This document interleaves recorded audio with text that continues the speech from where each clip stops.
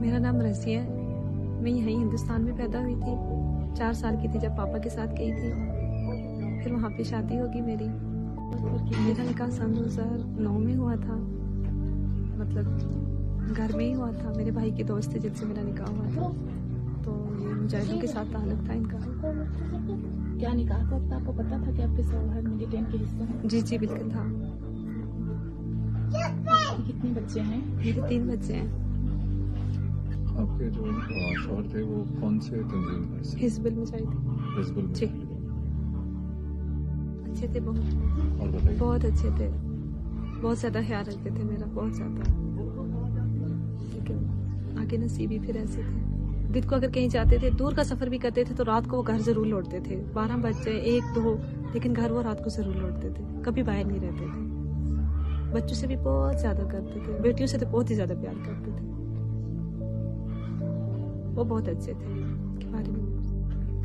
तो आपके शौहर जी गुजर गए थे, जी तो उसके बाद तंजीम ने आपकी क्या मदद करी? 30,000 रुपया दिया था।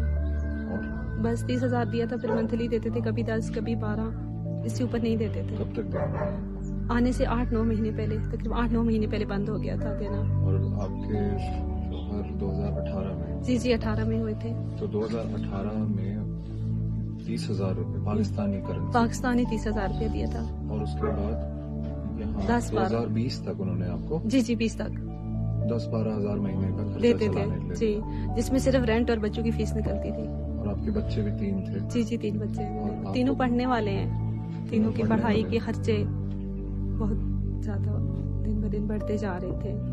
तो फिर आप तो- कैसे गुजारा करती थी? बस फिर कहीं मांग शांग के, कभी किससे मांगा, कभी किससे कुछ। अम्मी भी मेरे साथ रहती थी, तो वो भी मांग के ही मतलब गुजारा चलाती थी। जो हम दोनों माँ बेटियाँ मांग के ही घर का निज़ाम चलाती थी। बच्चों की पढ़ाई वगैरह भी सब कुछ। मांग के मतलब कैसे? किसी के घर बर्तन वगैरह धो लिए, किसी के कपड़े सिलाई कर लिए। बस इधर उधर से मुश्किल, बहुत मुश्किल, नहीं होता था गुजारा। यकीन जाने कभी हम भूखे भी रहे हैं, कभी खाते थे, कभी भूखा रहते थे। कोई आपको मदद करने के लिए नहीं, आपके कोई नहीं सामने था। आया? भाई हैं तो वो भी खास अपना नहीं निज़ाम चला सकते थे। तो आखिर में तो उनका भी निज़ाम काफ़ी दरहम बरहम हो गया था, जिस वजह से हालात बहुत मुश्किल हो गए थे। आपको वहाँ किन किन तकलीफों का सामना करना पड़ा? बहुत सारी तकलीफें होती थी। आप यकीन जाने, घर में अगर एक चीज़ लाते थे तो दूसरी ख़त्म। वो लाते थे तो बिजली का बिल, उसको पे करने के लिए कभी किससे मांगा, कभी किससे मांगा, वो ख़त्म होता था तो गैस का बिल, वो दे देते थे बच्चों की फ़ीस। अब यकीन जाने रातों की नींद नहीं होती थी, बिल्कुल भी नहीं। इतनी टेंशन होती थी कि बस बच्चे भी भूखे रहते रहे, बिना नाश्ते किए स्कूल जाते रहे। बस भटकते भटकते दिन गुजरते थे, कभी किधर कभी किधर।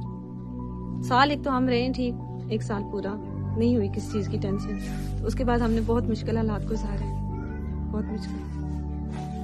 तो आप इस बात से सहमत हैं कि ये एक ऐसी संस्था है जो आपको मुजाहिद बनाती है, जी और आपके गुजर जाने के बाद आपके परिवार का कुछ समय के लिए ख्याल रखती है, कुछ समय के लिए लगती है और फिर नहीं, फिर छोड़ फिर देती फिर है? छोड़ देती है उसको। क्योंकि ऐसे कि बहुत जैसे परिवार हो कभी जाते जानते ही नहीं थे किसी के। हाँ जी। जी, बच्चों पे भी कोई नहीं, किसी को नहीं, बस बिल्कुल अपने हाल पे छोड़ देते हैं। पराया को। कोई तरस नहीं, जैसे कभी देखा ही ना हो इन लोगों ने, अनदेखा सा कर देते हैं। फिर बच्चे हैं तो ये बस बहुत मुश्किल है। इनकी उम्र इतनी नहीं थी जितने इन्होंने मुश्किलें देखी हैं, बहुत ज्यादा।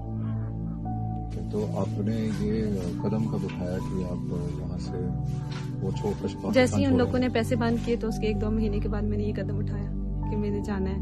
तो फिर रिश्तेदारों ने हेल्प की, कुछ भाइयों ने मांगा, कुछ इधर उधर से हेल्प करके हमने पासपोर्ट वगैरह बनवाए। तो फिर मैं बच्चों को लेके आ गई इधर। कहाँ से आए? हम लोग नेपाल वाली साइड से आए। नेपाल वाली जी। साइड से। फ्लाइट मैंने ली थी इधर से न्यू इस्लामाबाद से कतर, तो कतर से आगे खटमंडू, खटमंडू से आगे हम आए दिल्ली, दिल्ली से जम्मू, जम्मू से श्रीनगर, और श्रीनगर आके मैंने पापा को कॉल की, तो उन्होंने टैक्सी वाले से बात की और फिर शहर। फिर मैंने अपने पापा से मुलाकात की, फिर पापा ने इनके दादा दादी को कॉल की कि आपके बच्चे आए हैं, फिर आप आए। तो फिर वो इनको मिलने यहाँ आ गए थे। वहाँ से जब मैं निकली तो सिर्फ मेरे भाई का और मेरा आपस में मतलब रब्ता था, बाकी हमने किसी को नहीं बताया। तो जैसे ही हम श्रीनगर पहुंचे तो फिर मैंने अपने अब्बू को बताया। इनको भी उस दिन पता चला जब मैं श्रीनगर पहुंची। फिर रात को यहाँ पे रहे थे, तो फिर सुबह हम चले गए थे थाने में। तो वहाँ पे काफ़ी बयान वगैरह हुए। 4 दिन में वहाँ रही हूँ। उसके बाद जमानत हुई तो फिर घर आई हूँ। वहाँ रही हूँ, वहाँ बच्चों का बहुत ख्याल रखा है मेरा। 4 दिन बच्चों का बहुत ज़्यादा ख्याल रखा है। बच्चों के साथ उठना बैठना ऐसे था जैसे हम फैमिली में रह रहे हैं। ऐसे लग ही नहीं रहा था कि हम घर से अलग रह रहे हैं। बच्चों को बाहर से चीज़ें ला के देनी, बच्चों का ख्याल रखना, बातें करना बच्चों के साथ, बहुत ज़्यादा ख्याल रखा है इन 4 दिनों में। बच्चे बहुत खुश हुए यहाँ पे आके।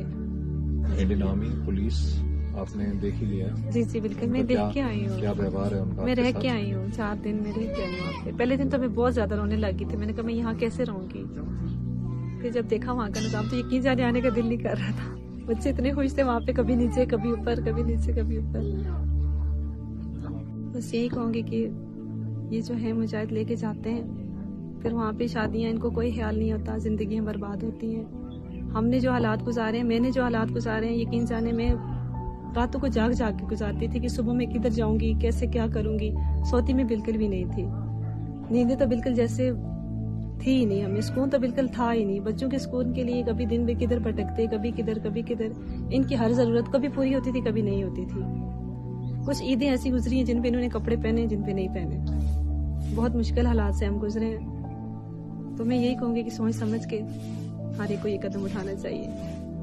वहाँ जाके शादियाँ कर लेते हैं, जिंदगियाँ बर्बाद कर देते हैं, नहीं सोचते हैं पीछे रहने वालों का। अब इसके जो मेरे शोहर थे उनको लेकर गए, कम से कम घर बताते हैं तो बंदा चलो जाने से मना करता है। बताते भी नहीं है, बस ये कहते हैं कि हम कहीं लेके जा रहे हैं, 3 से 4 दिन लगेंगे, आप परेशान नहीं होना, नंबर बंद हो गया, अपनी टेंशन नहीं करनी। तो फिर बंदा इसी चीज में बैठा रहता है कि बस 3-4 दिन तक वापस आ जाएंगे।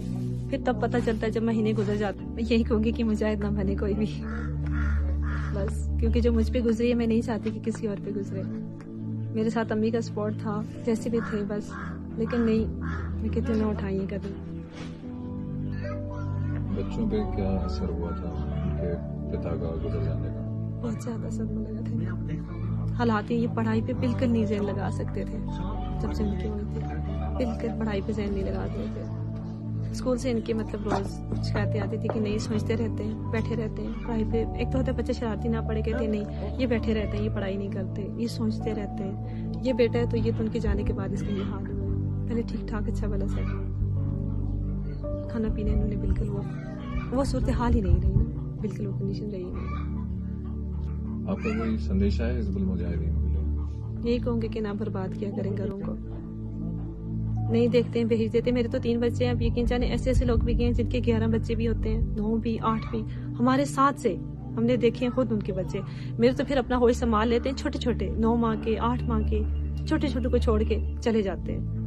वो उकसाते हैं तो फिर वो भी वापस नहीं देखते कि पीछे हमारे बच्चे हैं, ये कैसे जिएंगे, कैसे पलेंगे। औरत कितना ही करती है, घर का करेगी या बाहर का करेगी। ये निकाल देते हैं, इनको कोई नहीं होता कि पीछे अगर ख्याल रखने वाले हों तो फिर चलो वो बात है। ख्याल तो ये रखते ही नहीं है, बिल्कुल पराया कर देते हैं। साल एक अपना शो दिखाते हैं कि भाई हम बहुत ज्यादा ख्याल रखते हैं, साल के बाद अपने हाल पे छोड़ देते हैं। कोई मरे या जिए इन्हें कोई फर्क नहीं पड़ता। जवानी में अपनी जान दी है, अपने बच्चों को छोड़ के गए हैं। जिन बच्चों के बिना वो खाना नहीं खाते थे, वो बच्चे छोड़ के वो गए हैं, वो इनको छोड़ के चले गए हैं। तो उनको आप क्या कहना? मैं यही कहूँगी कि किसी और का घर ही ना बर्बाद करे। खुद बैठे होते हैं मजे से अपनी अपनी सीटों में, कोई टेंशन नहीं होती, इनको भेज देते हैं आगे दूसरों को। खुद भी जाए ना, बड़े किस लिए बने हुए हैं ये? कमांडर बने हुए तो अपनी कमांडरी को इस्तेमाल करें, सिर्फ हुक्म चलाने के लिए। आपने आज जाना है, आपने निकलना है, पीछे मुड़ के नहीं देखना कितने बच्चे हैं, क्या है, वो कैसे जिएंगे, कैसे पढ़ाई होगी उनकी। अभी पिछले दिन वहां थी मैं, तो जो शहादत हुई है उसके 11 बच्चे थे, जिन भाई मतलब इतनी काफी उम्र के थे ना, 50 से ऊपर ही थे, तो उनके 11 बच्चे थे। वो बच्चे कैसे रहेंगे? मैं तो चलो कदम उठा के पहुंच आई हूँ, अल्हम्दुलिल्लाह मुझे यहाँ कोई परेशानी नहीं है। मुझे पता है कि ये फैसला मेरा बहुत अच्छा था, आगे भी इंशाल्लाह मेरे लिए ये अच्छा ही साबित होगा। लेकिन वो बच्चे कैसे रहेंगे? बस तो ये हुक्म दे देते हैं भाई आपने निकलना है फलानी तारीख पे, कहते हैं हम आपके बच्चों का ख्याल रखेंगे, आपके बच्चों को कोई तकलीफ नहीं देंगे। जब बीमार होंगे बच्चे तो गाड़ी घर पे आएगी, कोई नहीं। बीमार पड़े रहते हैं, 10-10 दिन भी पड़े रहे, कोई पूछने वाला नहीं है, मुड़कर नहीं देखते। बर्बाद होती है जिंदगी। कहीं मेरी जैसी है, मुझसे छोटी छोटी है कहीं, जिनकी जिंदगी बर्बाद हुई है, बच्चों के सहारे बैठी है, उस हालत में वापस नहीं आए जिस तरह के ये बच्चे पहले थे। ये बिल्कुल भी ऐसे नहीं थे, बहुत ज्यादा मतलब ठीक ठाक रहने वाले बच्चे थे, हंसते खेलते। जी हंसते खेलते बच्चे थे। बस बच्चों का फ्यूचर बहुत ज्यादा खराब हो जाता है बाप के साए के बगैर, बहुत ज्यादा।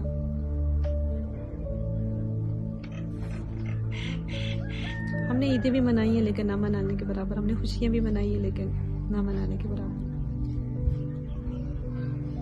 नहीं, यहाँ पे मुझे 15 दिन हो गए हैं तकरीबन, काफी सुकून में हुए हैं, बहुत अच्छे। सुकून से सो तो सकती हूँ जी, सुकून से सो सकती हूँ। टेंशन बच्चों की नहीं होती है, दिन को खेलते रहते हैं, उसमें भी बैठी रहती हूँ चुप करके। जिस हिसाब से कह रहे थे कि भारत में ये होगा तो वो होगा, अल्हम्दुलिल्लाह जी हम बहुत सुकून मिला आके, बहुत रिलैक्स हुए। मेरे बच्चों का बहुत ख्याल रखा गया यहाँ पे। आपका इस बारे में क्या ख्याल है कि अगर मेरी बीवी जी पाकिस्तान जाए तो उसके साथ क्या व्यवहार किया जाएगा? वो वहाँ अपनों का ख्याल नहीं रखते तो यहाँ से जाने वालों का क्या रखेंगे? और हमारे लिए जो एक मिलिटेंट था, जी आप उसकी बीवी हैं, आप जी, यहाँ जी, आए हैं, जी। आपके साथ कैसा व्यवहार?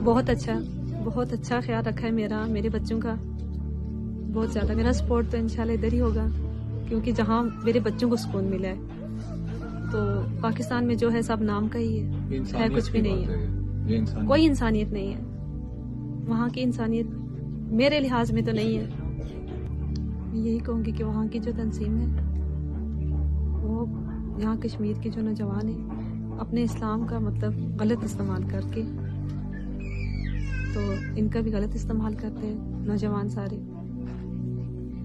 जिंदगी इनकी बर्बाद कर देते हैं। कुछ तो जवानी चाहते हैं बेचारे, जवानी भरी जवानी में कुछ शादी करके खुद को भी बर्बाद करते हैं और बच्चों को भी।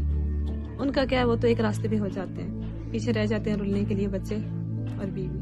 बस मैं अल्लाह ताला से यही दुआ करती हूँ कि जो मेरे साथ हुआ है वो किसी और के साथ ना हो।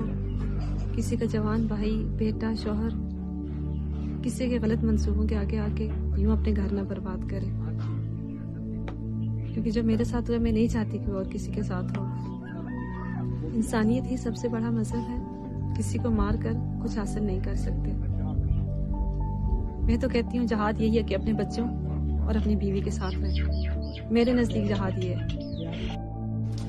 मैं भी एक माँ हूँ, बहन हूँ, बीवी हूँ, तो मैं अपने जैसे सब खवातीन से मतलब सबसे यही गुजारिश करूँगी कि अपने बच्चों को अच्छी तालीम दें, अच्छी तरबियत दें, ताकि मेरी तरह और किसी की जिंदगी ना तबाह हो। तो मेरा रास्ते में भेजने से नहीं, कभी भी नहीं। मैं अपने बच्चे को कभी उस रास्ते में नहीं भेजूंगी, कभी भी नहीं। लंबा सफर तय करने के बाद आप जब कश्मीर पहुंचे हैं तो आपका स्वागत है जी, बस आप खुश हैं यहाँ पे? होश ही नहीं था। वो सारे आ रहे थे मिलने जुलने, मुझे कुछ होश ही नहीं था। बच्चे भी बस स्टडी थे। ये घर वापसी माने आप इस बात को जी, कि आप घर आए हैं अपने? सब यही कहते हैं कि तुम अपने घर वापस आ गई हो बच्चों को लेके।